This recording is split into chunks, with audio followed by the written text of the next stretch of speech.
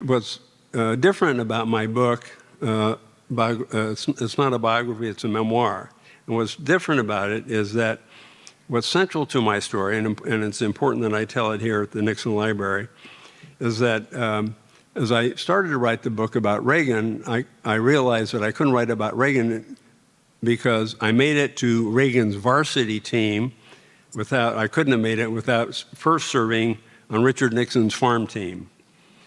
And that's why the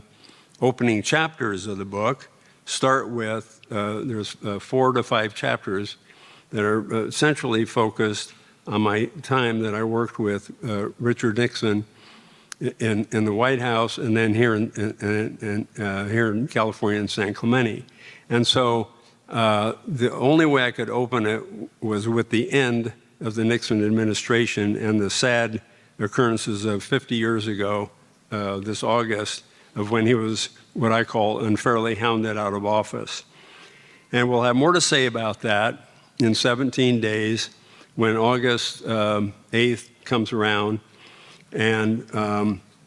we have the 50-year observance of President Nixon's resignation from office. But I will say this before I get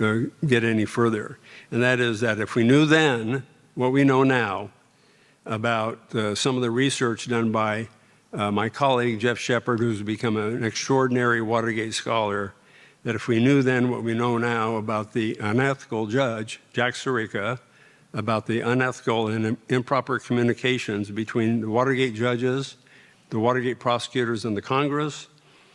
and if we had been better prepared to deal with an adversarial press and an unfavorable media, and if we had a more favorable media, such as a Fox News, to deal with the lawfare that we had back then,